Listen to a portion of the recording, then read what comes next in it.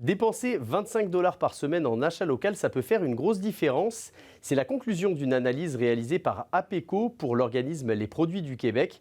On y apprend que l'achat de produits non alimentaires locaux pourrait générer quelques 3 milliards de dollars en retombées économiques et soutenir 29 000 emplois par année au Québec, sans oublier l'impact écologique. On parle d'un total de 120 000 tonnes d'émissions de CO2 qui seraient économisées. Bref, l'achat local, ça rapporte. Et j'en parle avec la directrice générale des Produits du Québec, Elfie Morin. Bonjour Madame Morin. Bonjour à vous. Est-ce que vous êtes surprise par les chiffres qui sont avancés dans cette étude?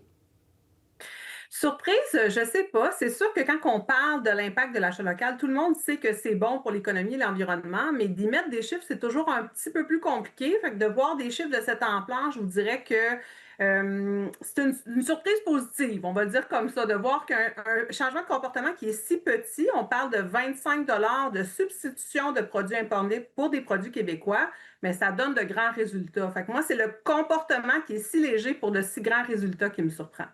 Puis comment est-ce que vous comptez vous servir en fait des chiffres et de cette étude pour promouvoir les produits du Québec?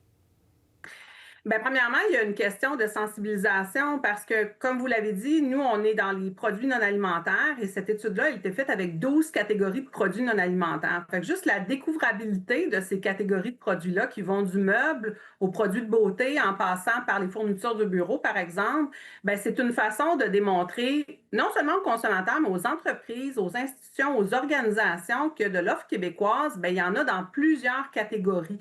Donc, je pense que ça répond aussi à cet objectif-là. Pour un organisme comme le vôtre, j'imagine que des chiffres comme ça, c'est un peu de la musique à vos oreilles.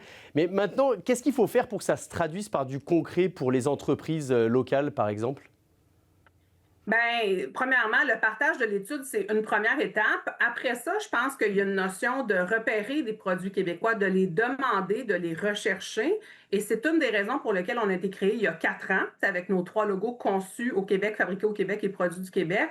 On est une façon pour le consommateur et pour les entreprises de s'assurer que l'offre québécoise qu'ils voient, elle est vraiment québécoise. Parce que nos logos, on a des définitions claires et on a un processus de certification. Fait que je pense que plus on va les rechercher, plus on va les demander, autant qu'on soit consommateur, qu'on soit détaillant, qu'on soit même manufacturier, je pense que c'est là qu'on va réussir à contribuer davantage à notre économie québécoise. Alors, on a senti qu'il y avait un gros engouement pour l'achat local pendant la pandémie, mais avec l'inflation, la guerre tarifaire aux États-Unis, qu'est-ce que vous répondez aux consommateurs qui pensent que l'achat local, en fait, ça coûte plus cher? Ben, c'est une question que j'entends souvent aussi. Je vous dirais qu'il y a beaucoup à apprendre au niveau de la production locale. Premièrement, dans plusieurs secteurs, on a de l'offre qui est tout à fait comparable en termes de prix et de variété. Tantôt, je vous citais quelques catégories. La semaine prochaine, c'est le 1er juillet. Il y a des gens qui déménagent le 1er juillet. Ben, qu'est-ce qu'on fait quand on déménage? On nettoie, on peinture, on achète des produits ménagers. Ben, dans les produits ménagers, on a du Hertel, du Cascade, du Kruger, du Attitude. Dans la peinture, on a de la peinture MF, de la peinture Donald, de la peinture Laurentide. De l'offre québécoise, on en a. Fait que moi, j'encouragerais les gens à regarder davantage chez des détaillants qui font une place aux produits québécois. Nous, on a 26 détaillants partenaires. Ils sont présentés sur notre site web, lesproduitsduquebec.com, si jamais on va aller un petit peu plus loin. Et chez ces détaillants-là, ben, on trouve plus facilement les produits québécois. Donc, je vous dirais que à votre question initiale, dans plusieurs catégories de produits, vous avez une offre qui est comparable en termes de prix. Et dans certaines catégories, ça va peut-être arriver que l'offre québécoise va être plus chère, mais il y a aussi une notion de comparer des produits comparables.